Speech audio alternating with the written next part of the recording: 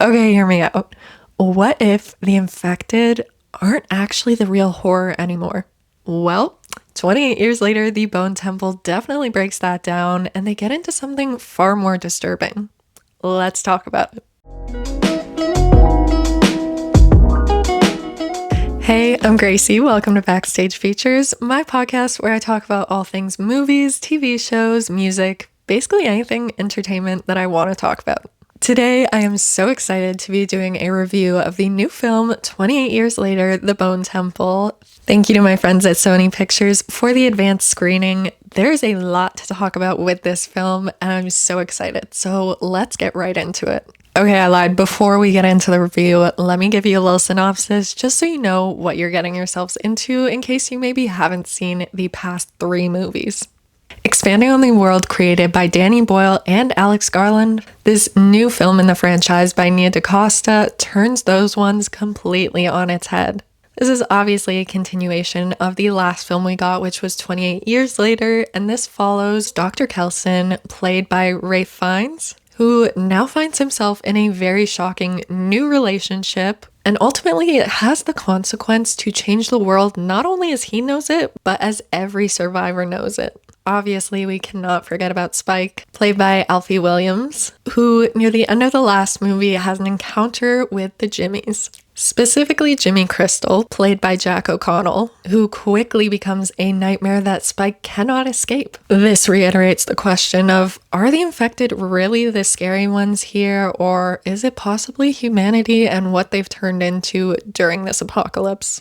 All right, now that we have the synopsis, I'll get into my review. Number 1, I want to start off by saying I really enjoyed the first 28 days later, but I wasn't a fan of 28 weeks later or 28 years later, if I'm being completely honest. Please don't hate me.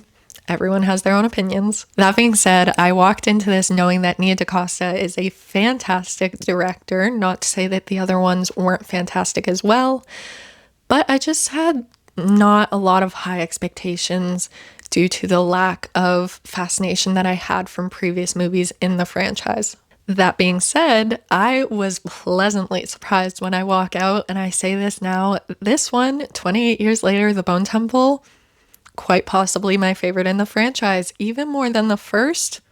Questionable, but we'll see. This film obviously keeps true to what fans love about this franchise, with the zombies, with the apocalyptic setting, with the goriness, of course, but it's also so fresh and new because it gives you that insight to, okay, it's been 28 years since this first happened. How is humanity actually dealing and coping with this? And will there ever be a cure? Obviously, with a doctor being there, Ralph Fiennes' character is hopefully going to try and find a cure at some point, but he may be in a little over his head. In this film, he is actually trying to befriend one of the infected, and not just any infected, quite literally the Alpha.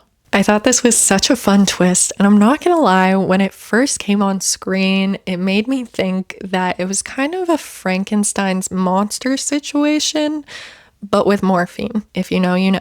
That being said, it does quickly turn into something that is way different than Frankenstein and what we've seen in the past, so it's interesting to see the dynamic of how this quote-unquote monster can possibly change, maybe not change, based off of what it's offered by people who are still left in humanity. I have to give a shout out to the Jimmies because I'm low-key kind of scared of them, so here we go. Alfie Williams and Jack O'Connell absolutely killed their roles. I love seeing Spike back as a more mature character. Obviously, he's been through a lot since the last film, but also seeing Jimmy, the lead Jimmy. We didn't really know much about him from the first 28 years later, but now getting to see how he's been affected by this apocalypse, the lack of parental guidance, and overall just way too much free will is super scary and downright disturbing. In my opinion, there was a lot more gore in this that was actually shown as opposed to knowing that it happened and the camera panning away.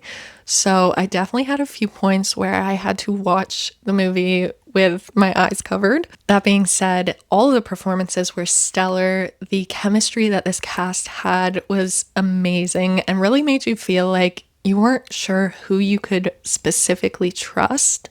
And I think that goes very well with this entire storyline and tying it together. I do like that they played into blind faith and seeing who you trust based off of what little information you're given, especially in very challenging times when there aren't a lot of other human beings in the world. You just kind of choose a person to be with and you hope that that's the best decision.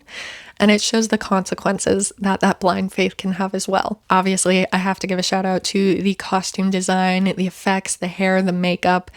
Nothing in this film would feel as realistic and as haunting as it was if they weren't a part of this team. They absolutely killed it. I mean, the tint on Ralph Fiennes' skin and the different outfits that he was able to have for different points in this film was so amazing. One of my favorite parts of the film, I'm not going to talk about because it is kind of a spoiler, but let me just tell you, Ralph Fiennes is a musical genius. I don't think I've ever heard that many people in a packed theater laugh and stand up and clap and cheer for this character more than in his musical moment. So all in all, despite this being a part of the 28 Days Later franchise, 28 years later, Bone Temple is kind of completely different than our previous ones, and I definitely think that you should check it out when it hits theaters on January 16th. Thanks again to Sony Pictures for the advanced screener, and let me know in the comments what movie I should review next.